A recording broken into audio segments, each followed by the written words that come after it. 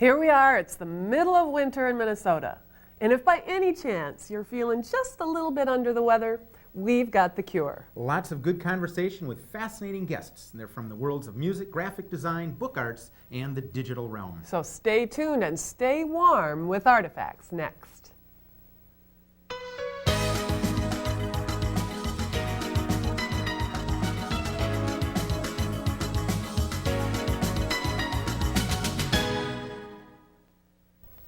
Welcome, everyone, to the February edition of Artifacts, the show that brings the arts in Minneapolis home to you. I'm Phill Lindsay from the Minneapolis Community Development Agency. And I'm Janet Zahn with the Office of Film, Video, and Recording for the City of Minneapolis. Phill starts off the show today with an interview with Peter and Marge Ostroushko. Peter, as you may know, is a musician and composer who plays the fiddle and a mean mandolin. He's here to tell you about his new CD coming soon to a store near you. And Marge Ostroushko will tell you about her most interesting and intriguing job as a producer and marketer of radio programs. My next guest then will be Ken Ushio, who is a graphic designer. This is the first time we've had someone from the graphic design field as a guest on Artifacts, and I'm really looking forward to seeing and hearing about his work. Then Phill will talk with Angela Liguori and Derek Black from the Minnesota Center for Book Arts. They're bringing samples of their work, too. Should be interesting. And then finally, Janet will find out what's cooking at the Digital Cafe as she welcomes her guest, Dean Hyers. Dean's got a hot tip about a Digital Cafe designed CD-ROM game that they will be distributing soon in cereal boxes as a promotional giveaway. You'll hear about it first on Artifacts. What a show. And can you believe it, there's more. Yes, indeed. There's going to be this infamous Artifacts giveaway. We do this every month. This month's featured item, the new release of Peter Ostroushko's Pilgrims on the Heart Road. Now, this CD will be released in the beginning of March, so nobody else has it yet. But if you are the 12th caller to the City Cable 34 hotline, it can be yours for nothing more than the time it takes to make one phone call. So just leave your name, address, and phone number on the City Cable 34 hotline answering machine, 673-2234. It's all digital. That's right. I'll be back with Marge and Peter Ostroushko right after this art fact.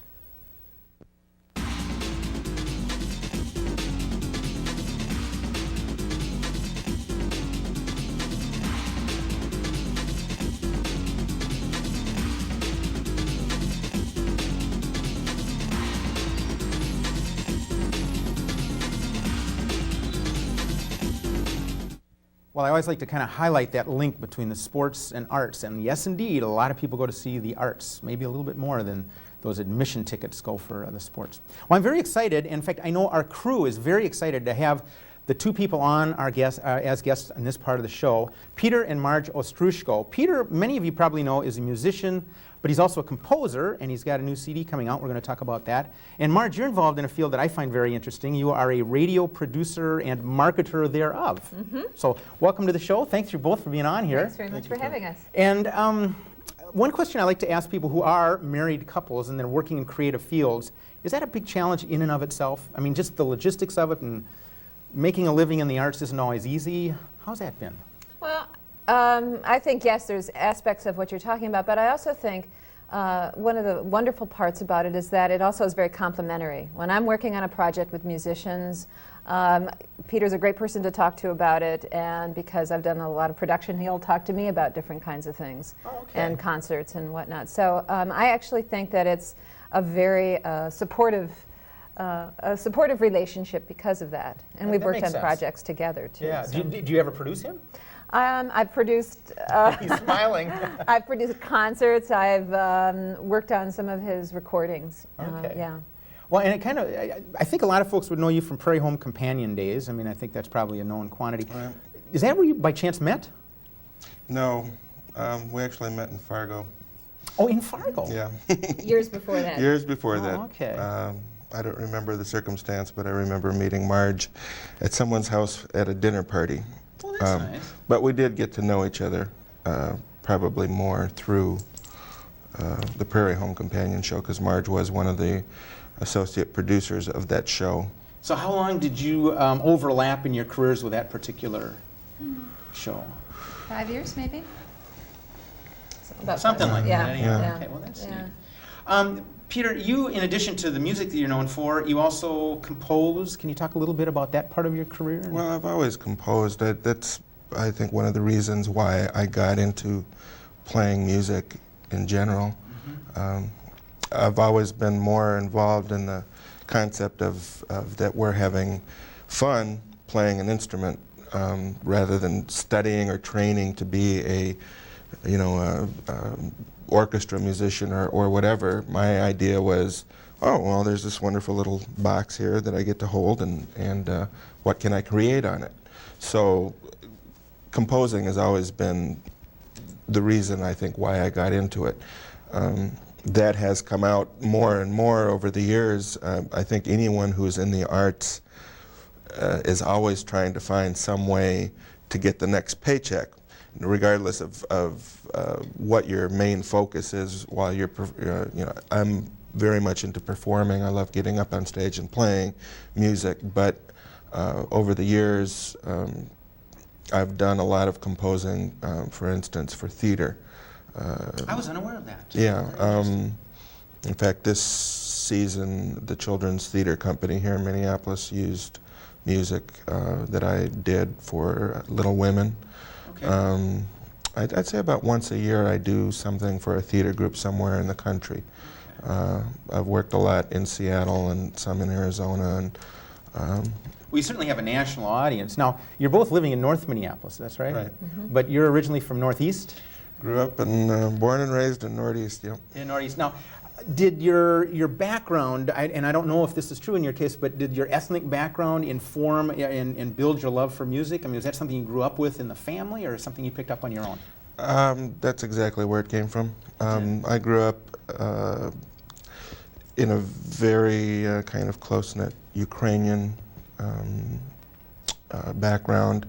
The church that I grew up in, still go to occasionally, is St. Michael's Ukrainian Orthodox Church on 4th Street in Northeast. One of the last churches that still gives its service totally in Ukrainian, much to the consternation of those who married us who are not Ukrainian. Okay, Marge, we'll get into that later. Now, actually, you can pronounce for us the name that I'm probably not doing real well by, Ostroushko. There's a bona fide pronunciation. There is a bona fide pronunciation. Actually, in Ukrainian, it's Ostroushko. And like a lot of Ukrainian names, they're like Native American Indian names in that they translate into something. If you went down the church directory in our book, you'd find names like Ribokin, which is Spotted Pony, Moroz, which is Mr. Frost, Chernyak is Mr. Black, but there are a lot of animal names. Woke is Wolf, Cherepacha, Mr. Turtle, Pan Pluvak, good name. That would be translated like Mr. He Who Spits. So anyway, So walk beside this guy. Ostroushko is two words in Ukrainian. Ostro being sharp and ushko being ear. So my name is Sharp Ears. Perfect. Yep. Ostroushko. Ostro. Ostro. Yeah. Okay, well, I'll work on the guttural pronunciation. Yeah, you have to be able to roll your R's in the Ukrainian language. Okay. Well, thanks for that. That's great background. Sure. I had no idea. Sure. So anyway, my dad had a shoe repair shop for many years over in Northeast. And for fun, he played mandolin. He loved to play mandolin and played guitar and balalaika. He never played professionally, but he and a lot of the people that immigrated to this country around the time that he did also played those instruments. And so I grew up in a household where almost every weekend there would people be over our house playing music for fun. And they played old Ukrainian dance music, and the women would cook lots of food featuring starch and sour cream, and they would sit and play all night. And the thing is about that is that no one ever encouraged me to play music. It wasn't like, here, play. It's just that I think I saw the adults in my life having fun playing music, that it made me want to do it. And so when my dad would go off to work, I'd sneak under the bed where he kept his mandolin, and I'd take it out and start trying to learn how to play Beatles tunes. On the balalaika? On the mandolin. On the mandolin, yeah. all right. Well, I was listening to the radio back then. Yeah. Besides Ukrainian music, I grew up listening to the Beatles and Ukrainian folk music. You bet. Well, Peter, in a moment, you were kind enough to say you'd play a little tune for us, and maybe as you grab your instrument there, I might ask Marge a question or two. Sure. Radio production, I mean, for folks that are sitting out there and they tune into their radios, they're saying, what the heck is that? Can you just describe the field and what you do? Sure. I work in public radio, which, if people are not familiar, is on the left-hand part of the dial, down around 91, FM 89, Yep. Minnesota Public Radio, WCAL in Northfield, Sure. KBEM. And the productions that I've been working on are productions to be broadcast around on stations around the country.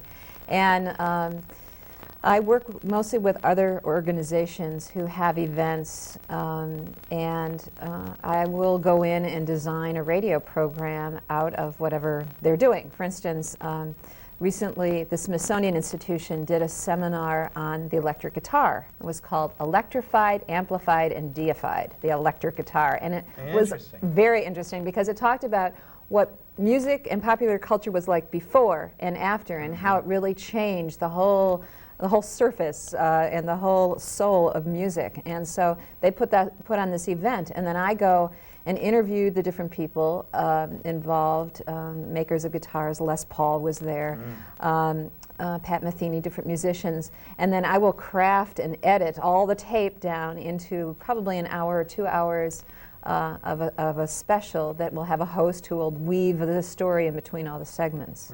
Now, do you do most of that on spec, or do you have that sort of pre-sold? You know where it's going to go? I know where, well, pre-sold. No, what happens usually is that a distributor picks it up and then they will market it to stations around the country. There's about 450 public radio stations. And you've probably made some of those contacts before you've gone out and spent all this time and energy to produce that. Sounds fascinating. Yeah. You've got a couple others I think you said are coming up, or you've just done them on disabilities and the civil rights movement. Right. Besides producing programs, I also market them to stations. Usually I do a different function with different programs, but I'm presently working on one. It's called Will the Circle Be Unbroken? The History of the Disability Movement in 5 Southern Communities. Public radio always has very long titles of their programs. And that's a 26-part series that looks at 5 different Southern communities and how the civil rights movement manifested itself in that community. Sometimes it was through the legal system, sometimes it was through the education system. So it's a very much hands-on kind of program because it's the voices of 250 people who were part of the movement or who tried to fight the movement, and that's been really gratifying to work on.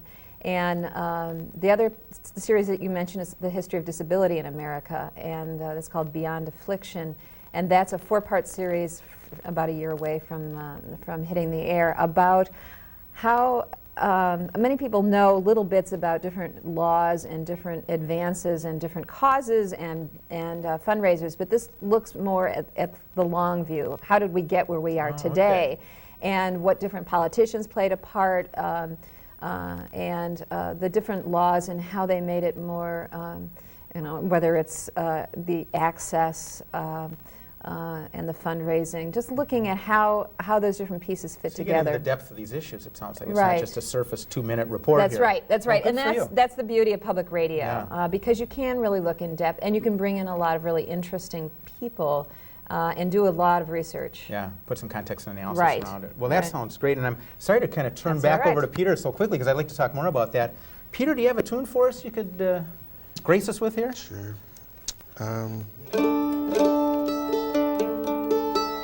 I can keep this guy in tune here. Instruments kind of do what people would do if you kept them in the trunk in the cold. So you hear them kicking every once in a while. Well, their voices get funny. Yeah.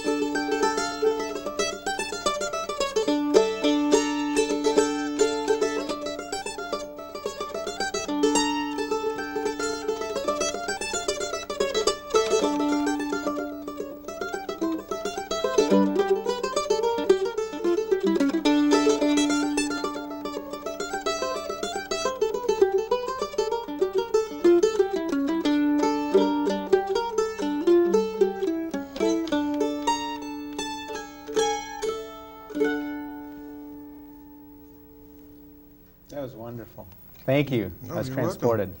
We've got just a moment left. You've got a CD coming out. Yep. What's the name A of it? brand new one. It's called Pilgrims on the Heart Road.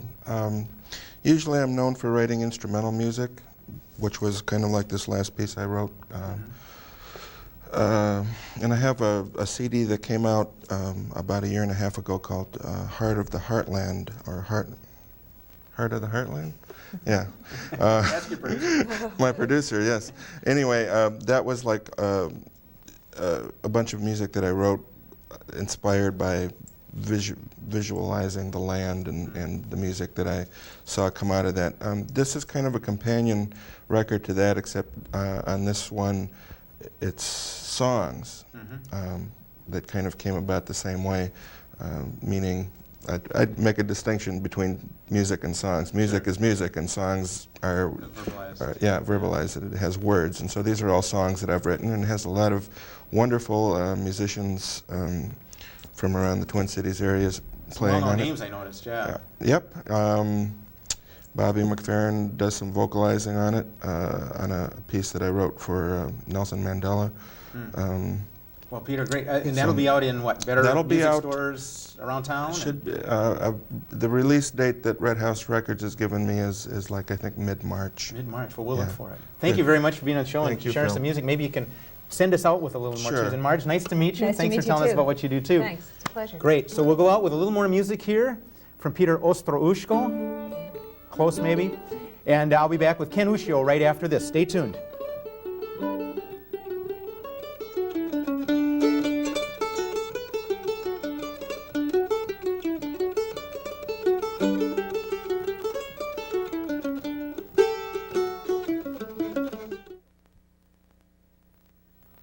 Well, a real treat hearing from Peter, and that was really nice. So by all means, check out his CD when it's there. My next guest is somebody that I had the pleasure of working with about a year and a half ago. Ken Ushio is a designer in town, and we're going to learn a little bit about the design field. Ken, it's good to see you. Thanks for joining us. This is great. Graphic designer. Now, I have to say, I think you're the first graphic designer we've had on the show, but I certainly would include that in sort of under the same tent as all these different art forms we have. It's certainly a creative field. But for those people who don't know, what do we mean when we talk about graphic design? Well, I guess we're commercial in intent. In other words, the difference between a fine artist and myself is the message or what we're doing is for someone else. It's not for ourselves. There is our style that's in there, and parts of us, but it's not for personal consumption alone. It's definitely, there's a client that says, Right. I have a message I want to tell. Right. And that's what you do. Was it you that was telling me the difference between an artist, a craftsperson, and maybe a designer, that it has to do with a different relationship with sort of the consumer? An artist will tend to produce something for him or herself, and someone may say, oh, I like that, and I'd like to have that in my life.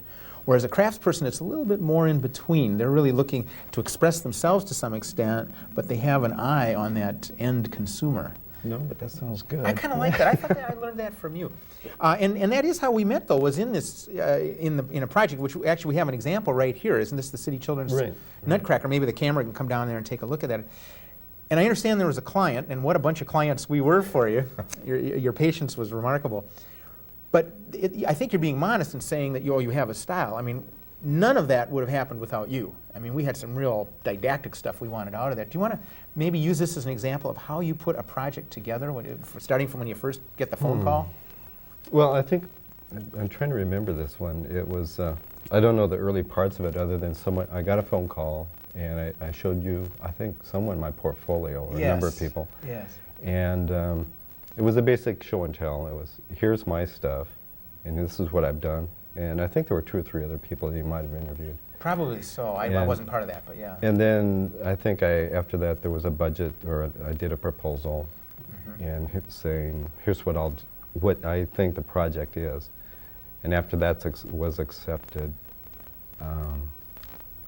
I don't know. Well, basically, we started meeting with you as a group, I remember. Right, I remember the group meetings, Yeah. and basically I would show different ideas, Yeah. and then get the feedback from the group and Yeah. try to figure out where the consensus or what seemed to be a reasonable direction to go. Well, and what we needed to rely on you for was this tremendous graphic sense of what would look good and at the same time be able to tell what we needed to say we were coming in, of course, with all these other constraints that you had no reason to know about, such as, are the colors right? Is the cap on this image here going to, have some strange identification out in the community and stuff like that? And you were so patient to work with that. Was that project with that particular product there, how would you rate that? Was that at a level of difficulty sort of within the bounds or near the top or the bottom of that? Pretty much within the bounds. Right in there? Yeah. What's the worst or most difficult kind of project you've ever had to work with? Have you ever had something you just said, I can't even cope with this? No, I guess it's really nice. You don't remember those. Right. So there's a little displacement here and repression. Unless you're in the middle of another project that's going like that, you think, gee, I've been here. Yeah. But this one, no, it was a lot of fun. Yeah. There was an existing piece of artwork, if you remember. There was an illustration. That's right, sure. And I think the idea was to keep that quality, not the quality, but the idea, which was a real, it was a nutcracker. Yeah. And they wanted to keep that idea, the nutcracker, the visual. So what I tried to do was make that more of a flat piece of artwork that could be reproduced, and also something that said, that gave you some kind of clue about City Children's Nutcracker versus what the other more generic 5 or 10 that's right. nutcrackers that are going on in Twin Cities. Yeah. So that's when the idea of taking off the soldier's hat and putting on the baseball cap and turning it around. Exactly. Little did I know. Yeah, I mean, we had the police checking out for gang affiliations and the colors and stuff like that. But you did it. It came through. And I happen to think it was a very bold design. So I thank you again these months later. Training. How does a young man decide and get into this as a field? Well, I did it in a roundabout way.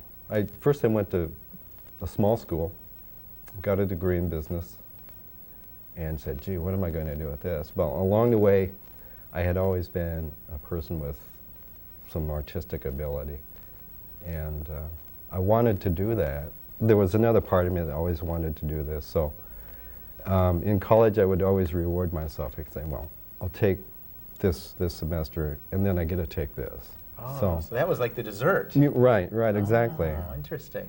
So after 4.5 years, I got out and had this portfolio, but it wasn't any good. I mean, I couldn't get a job with it. And I happened to run into another fellow who had gotten a real degree in, quote, graphic design. I didn't know anything about it. So he showed me his book. And I said, gee, I think this is what I like to do, or it's closer to what I could stand doing every day.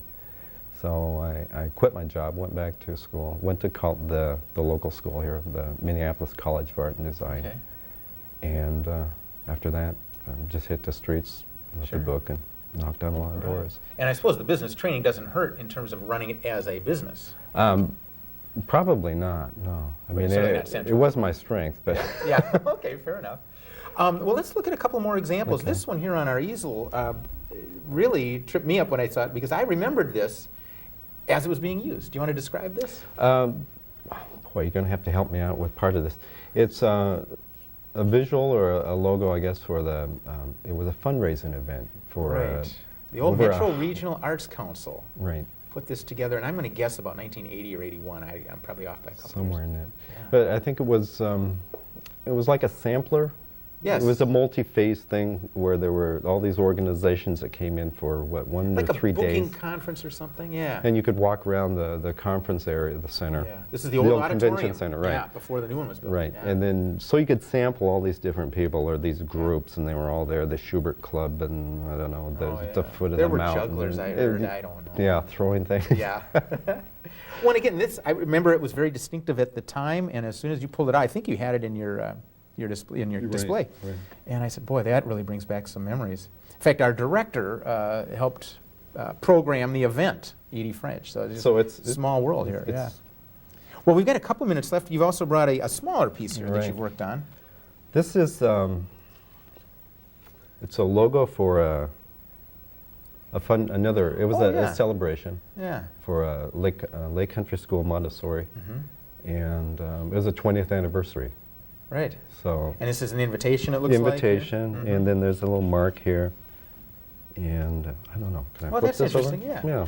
Sure, and then you did the envelope for it. So you do the whole array. I mean, whether it's posters. You ever done a billboard? Yes. Well, I guess actually that ended up on a billboard. This was on a billboard. Yeah, that's right. different This was on a design billboard, constraints actually. there, yeah. High tech. I noticed sitting in your office, I mean, you're pulling things off and putting things into the computer, and Yeah. you can do things that back when I took my key lining course about 100 years ago, I mean, you're looking at a slide rule and a, you know, It's gone, yeah. straight edge. Yeah, it isn't that way anymore. No, Ken, you're based in Uptown. right. Why don't you mention the name of your firm? Ushio Design. And there's a phone number if people wanted to learn more about what you do, or Right, 825-3149. okay, we can get that up on the screen. Well, thanks. Okay. How does one last question? How does the field sit here in the Twin Cities? Is it a burgeoning field? Is it a huge part of the industry around here? Graphic design? It is very big. Pretty And competitive. it's very competitive, Yeah. right. Very good. Very good caliber of people. Good place to do work. Yeah. yeah. Okay. Well, Ken, thanks for coming on and sharing a little bit with us about the graphic design field. Pleasure to see you. Thanks, Phil. That's great. Now, bookbinder and papermaker Angela Liguori and printmaker Derek Black from the Center for Book Arts will join us next. But first, we've got a little clip here from a recent performance of the Dada Cabaret at the Walker Art Center. The piece is called Augsblicksgott, which is a German term for a minor divinity that passes in one blink of an eye. It was created by local choreographer-performer Laurie Van Vieren. And if you watch closely, you'll see Maya Justine, who is the daughter of our director, Edie French, here at Artifacts. So watch that, and we'll be right back. My darling, if I hurt you, I'm sorry. Forgive me, and please say you are mine. Return to me. Please come back, Bella Mia. Hurry back, hurry home to my arms, to my lips and my heart. Please return to me.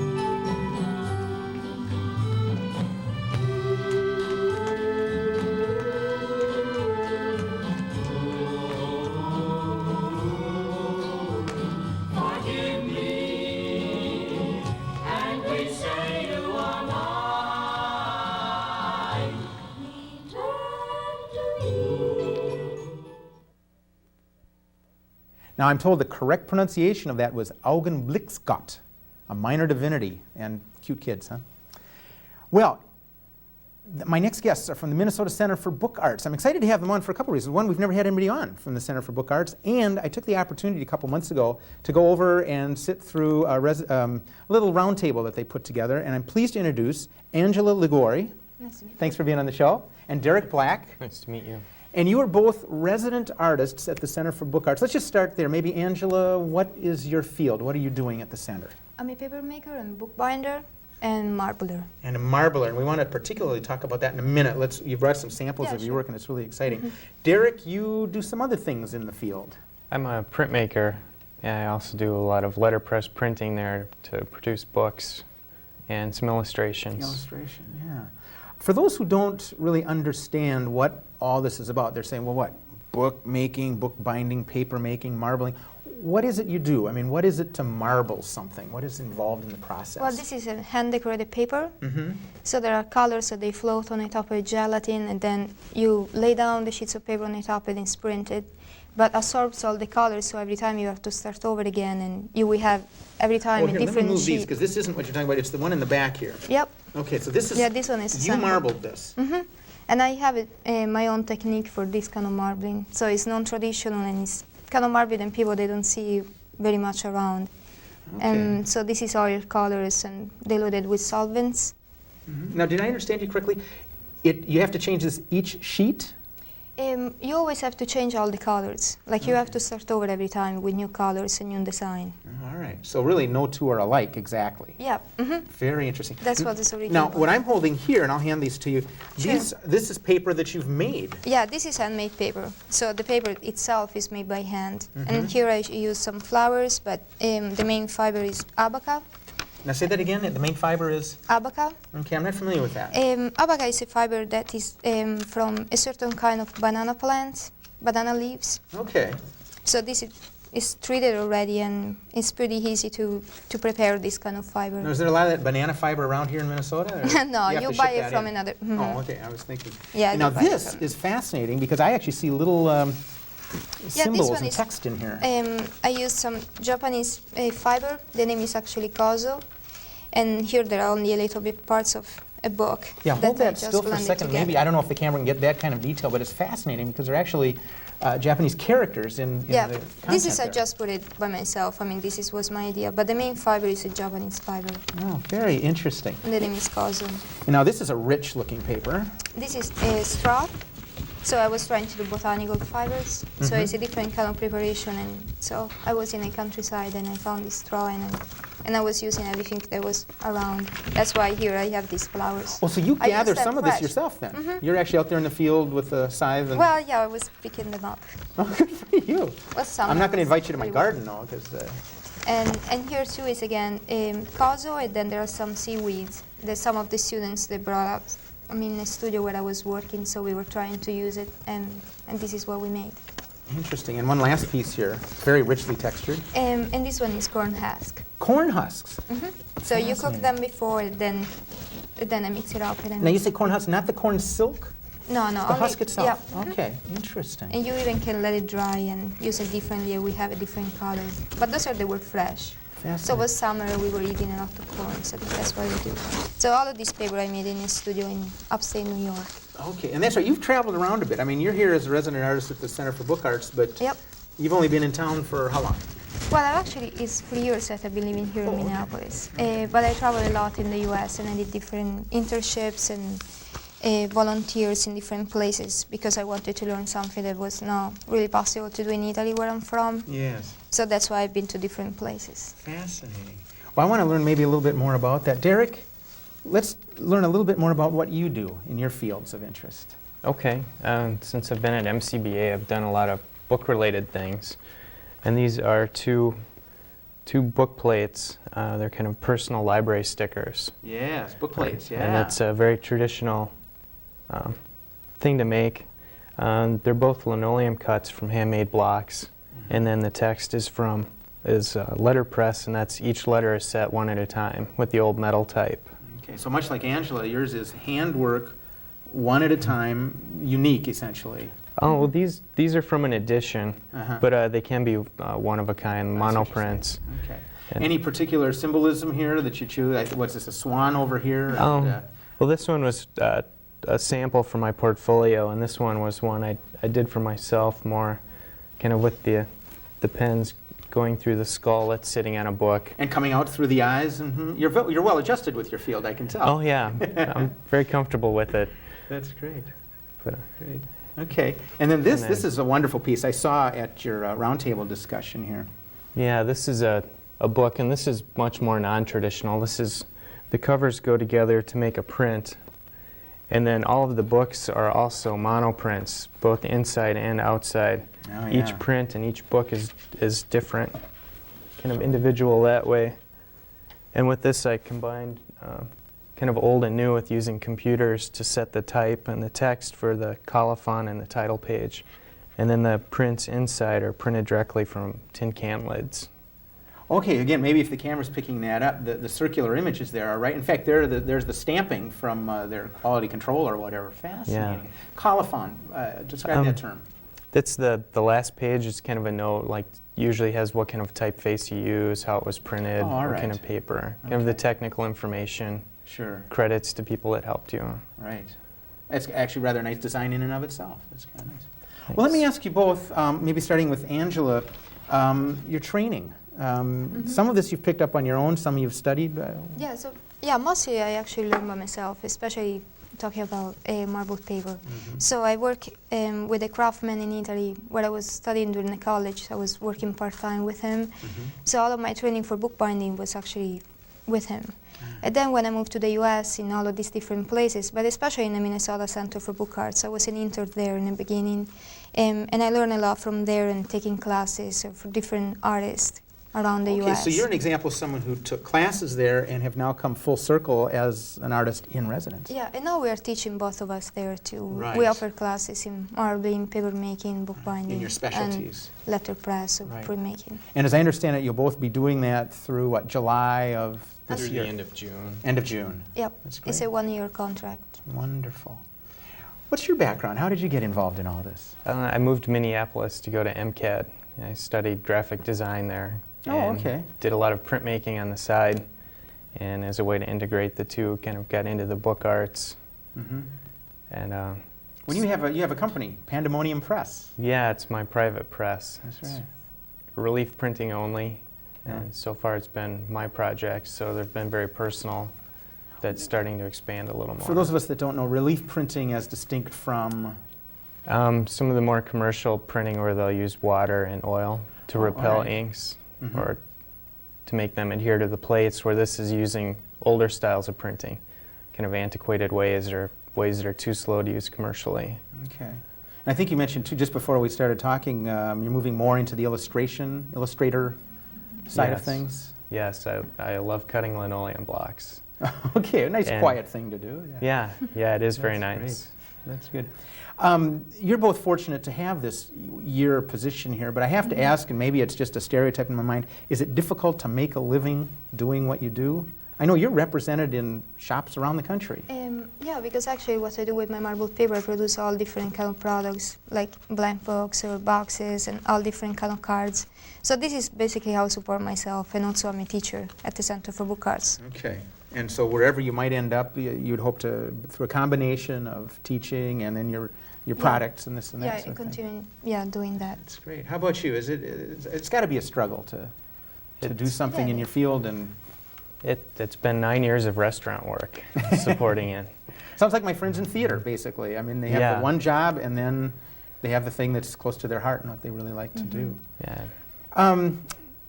Tell us a little bit more about the Center for Book Arts. Obviously, you're both there, but what all goes on there, and where is it? It's located on 3rd Street, 24 North North. 3rd. Okay, down in the Warehouse District, downtown Yeah, Minneapolis. it's Okay. a very nice location, it's a very nice building, and we have a lot of space and very good facilities there. Okay, and all kinds of classes in not only what you do, but other aspects. A lot of printmaking, a lot of bookbinding, paper making. And some people who are just starting out, I mean, somebody like myself who's never marbled anything. Sure, you can be a student and just do a Right. workshop. So beginners. Yeah, beginners, all different kind Sure. of people. Okay. They go there. Well, we've got a couple minutes, I think, but before we get off to some other things, there's a phone number that people can call if they want to learn more about the Center for Book Arts. And they can call 338-3634. And that number again, sir? 338-3634. Okay, now that's for the Center for Book Arts downtown. Right. Yep. Well, that's great. I thought maybe we kind of get an overview, especially since you have some knowledge of other things going on in the country. What is the state of the book arts? I mean, is it a healthy field right now? I mean, we're blessed to have the center here in Minneapolis, but if you went to other cities, would you find something similar to Well, that? there are not that many centers for book arts around the country. The first one started in New York, I believe during the early 80s. So that one was the first one. They just opened another one in San Francisco. And then also, I don't know where else, there are other centers for book arts, but there are different programs at the university for graduate students. Would that be true at maybe various universities? I know you mentioned College of Art and Design. Yeah, it's for kind of learning. It's a growing area at schools. Yeah. Yeah. So there are only few programs around the countries. Okay. One is in Philadelphia. I don't know. There are all Okay. different ones, but not that many. So it's not anyway. invisible, but it's not like bookstores you'd find on every corner of just about any town or something. No, it's something I think is really growing now, and Yeah. probably for the last 10 years. Yeah. So it's something very recent. Technology a big thing? I think that's part of the surge in the interest in the book arts, kind of a reaction to the computer. Yeah. That's happened a lot in the past with the history of Okay. design and printing. Okay, great. Well, I want to thank both of you for coming down and showing us the marbling, the paper, your book, and your plates and stuff. It was fascinating to meet you both and learn a little bit more about the art that you produce. Thank you Thank much. you. Thank you. Okay. Thank you for having us.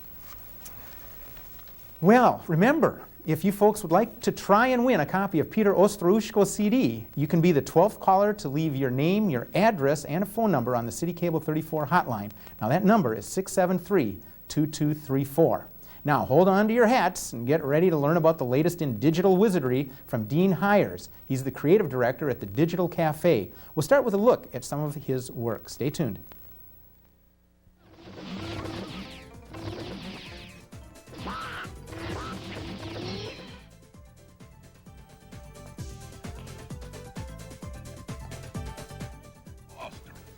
We have a nutritional development center in the cabins of Mozoic.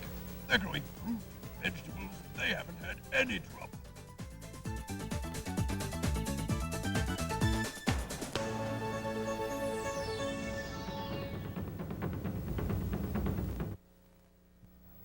Welcome back, everybody, to Artifacts. I'm Janet Zahn with the Office of Film, Video, and Recording for the City of Minneapolis. And with me today is Dean Hyers, who is the creative director and CEO of Digital Cafe.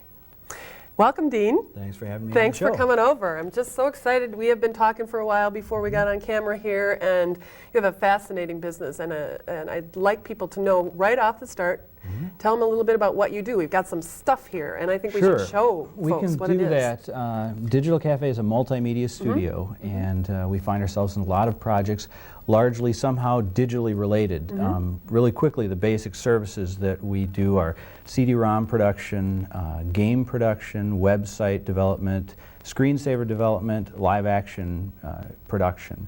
And usually everything we do is somehow associated with something electronic. But I can show you some examples. We do a lot of promotion work, and this is a CD-ROM promoting Navarre products, local distributor, very great company, Navarre. We have a series of CD-ROMs we did for Gillette Children's Hospital.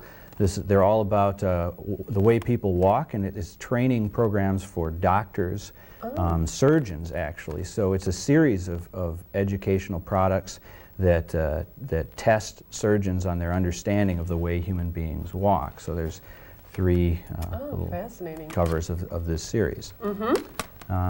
We have another promotional piece for MEC.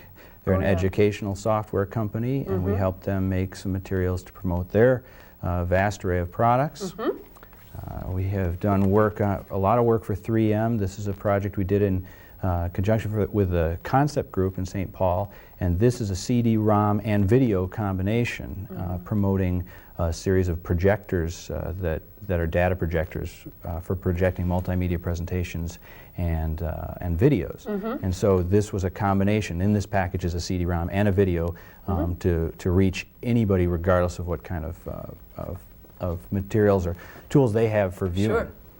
We develop products as well. This is a CD-ROM comic book series called Virtual Cop, and it's a high action comic series, and there's 2 episodes that I have here. And we developed music product for John Tesh called Backstage with John Tesh, and it's a sampling of his musical works and interviews and stuff like that. All in CD-ROM? All in CD-ROM. Here's a screensaver product that we developed called Screamsavers. It's a very funny adolescent screensavers. And these guys puke and burp and make stuff like terrible sounds. Cool. We did development. This is a golf product, and we did QuickTime virtual reality development for this, so that when you're at, it's golf training based on specific courses, and we use actual locations on a real golf course, and created a simulation where you can, with virtual reality, look around and get a very realistic experience. And it's touted as being a really great training tool for the serious golfer. Anyone who wants to break 100. Here it is. Okay. We do a lot of promotional work for the entertainment industry. This is a CD-ROM that we made promoting the film Strange Days. It was given away in Rolling Stone magazine. And we've done a lot of other promotion for the film industry, either screensavers, websites, CD-ROMs. We did some form of electronic promotion for Jumanji, let's see what else, Die Hard 3, Mighty Morphin Power Rangers, Strange Days. We did the Mystery Science Theater 3000 website. And so we find a lot of our work is coming from LA, and it's amazing that in this town you can have a very strong hold in the Hollywood entertainment promotions market. So in a nutshell, we find ourselves doing mostly promotion. We work locally and in the Hollywood community, and we develop our own products. So that's a summary of the... That's a lot of stuff. You guys are Stuff that just we right do. on the edge of this. It must be a very exciting business for you to be in. And I remember when you came to my office with your partner, Dean Koenigs. Michael Koenigs. Michael Koenigs, your dean. That's right. You guys came to my office about 5 or 6 years ago and said you were going to start this thing. And I remember thinking, just took a deep breath and said, whoa, good luck. And I remember thinking that you, back then, were right on the edge of something that was probably going to be very successful. Did you ever dream 5 years ago that this is where you're going to end up, that you're going to be doing this stuff? I think that for me, I had good luck by not thinking about it. We were started as two guys that wanted to form a company together. We came into existence. My background's film, video, and fine arts. My partner, Michael's background is computer programming. And once we started working together, it was a commitment for us to work together that the obvious combination was multimedia. So we came together at the right place at the right time and just happened to be heading down something that was booming, but it was more a commitment to work with each other. When you know, I don't mind if you get our names mixed up. People have referred to us as opposite halves of the same brain. That's an interesting way to look at us. But Mike is really our industry visionary. I think that he's always had a better vision of where we're all going. And it really is, when we sat down and talked about it, it's turned out to be just what we set out to do. But I really think I was in it about 1.5 years before I really could get it, because I represent the very traditional side of this business, working with live talent, working with live action, working with voiceovers and writing scripts and all of the parts that really fits in with any media. He represents all of the wonder of this growing industry, and it's, I think, the differences between us that have made us a really good team, made us very flexible and able to relate to all sides of the business. So now we're 16 people from 2. That's full-time, and we have usually 5 to 10 full-time contractors at any given time. We look back and it's amazing. You know, we can't believe how much distance we've traversed in 5.5 years. Well, like I say, I mean, right place, right time, right combination of personalities. I think it's real important to have that, or I like the idea that you are a person that came from a more traditional arts background and that you're still able to use that. And you talked about you still use, you know, I think some people in traditional arts are concerned about this new technology. There's a lot of unfounded fear. I am living proof of the non-technical person really fitting in well in the future. What we saw, the two of us, is that our worlds were combining. We couldn't exactly see how, maybe Mike more than I, but somehow the traditional art and film and voiceovers, live action, all that stuff is merging with this computer industry, and people see it as very intimidating, and a lot of people see it as somehow a threat, and it's so much the opposite. In fact, the computer and this merger is simply just opening up new arenas for people to work, and part of how I exemplify that is coming out. I was young when we started, didn't have a whole lot under my belt, and this gave me an avenue that wasn't quite so heavily traveled. Competition was different, and it really allowed a wonderful opportunity for a traditional form of media to integrate in a new area. And now what's happening that's so wonderful is most of my job now is dealing with the very traditional elements. I do a lot of casting and voiceover recording. Next week I go in for an educational project we're making. I have a 5-day shoot with a cast of 40, and we're shooting at Channel 23, and it's very traditional, all to generate one very important element of what will be a CD-ROM. And that will be shown on a different platform. That's right, a different platform. The other change that we've seen since we started, a lot of cross-platform development is becoming the norm. We'll develop a CD-ROM My department will go and create the live action video that will be one component of the CD-ROM, but then that will also be distributed as with the 3M project and one we've done for Dada Key and another for Deluxe Corporation. It's a CD-ROM and then there's a video made off that material. And so what we're doing is allowing the same kind of creative work to spread out to more medias, and then in the process you learn something about an entirely different arena. And yeah, it's neat. It's not something to be feared. Yeah, we want to talk about the very exciting project that you're working on right now and see a little bit of it first. And I think if here we have it on the screen, maybe you can tell us a little bit about this wonderful thing we're looking at. Well, we're looking at a game. This is the intro movie for a game called Chex Quest, and this is a really neat combination. It begins as a little movie, a cartoon, to set up a storyline where Chex characters in the future have run into a series of evil cereal-eating creatures from another dimension, and they're trying to figure out a way to survive, and they've come up with a means to convert their transporters into a cross-dimensional weapon to actually zorch these creatures back to their own dimension. So we start by setting up a non-violent premise. The game that this is based on is very actionist. It's Doom-based as far as a game, but our storyline is one that allows it to be a concept where you're not killing, but simply transporting the evil phlemoids is what they're called. Well, now, so this was the beginning of it. I want, Chet, maybe you can go and go back so we can see a little bit of the actual game. Sure. This is a very exciting project. This is going to be in this Chex cereal boxes. That's right. It's an unprecedented duplication effort. From what we're able to determine, this is actually the largest single replication of CD-ROM in history. The game itself, we licensed the Doom engine to be the basis for the programming. Which we're seeing a little bit here. Yeah, now we're seeing some of the actual game being played. The game itself was a hit, and it sold 1.2 million discs. Doom did.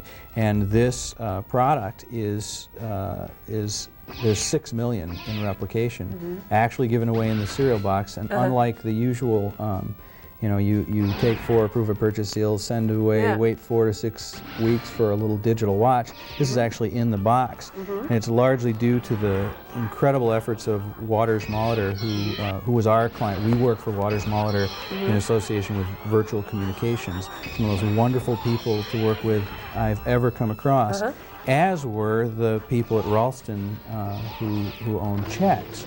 And the efforts to actually make this game happen, we produced this in a very short time frame. And it's an incredible game.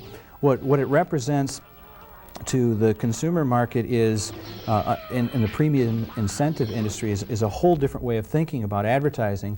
If you can sell product off a 30-second commercial, it takes 5 or 6 hours to, if you're a good Doom player, to get through this whole game. So it's brand interaction, and it's for us it's the newest part of our arsenal is to create computer games in addition to the other stuff. So this is it. Chex Quest is going to be in the Chex boxes in March, or are you not sure? It's going to be sometime in March. They should hit the stores, and that should be crazy. They've talked about the cereal box is going to be ripped apart.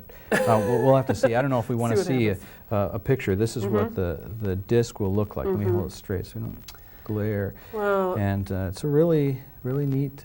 Congratulations! What a coup! And it's just been a treat to have you here and talk about this business of yours and this industry that is, thanks to Digital Cafe and other companies here in the Twin Cities, is a good booming industry, hiring a lot of people. Yeah, definitely. A lot of work for folks and interesting work. Good for you. Good. Thanks very much for being here, Dean. Okay. And now remember, if you have any questions or want more information about anything you see here on Artifacts, call the City Cable 34 hotline, 673-2234. And if you want to win, don't forget, if you want to win that CD of Peter Ostroushko's, then you can also call that same hotline number. And Phil will be right back with me in just a moment to wrap up the show.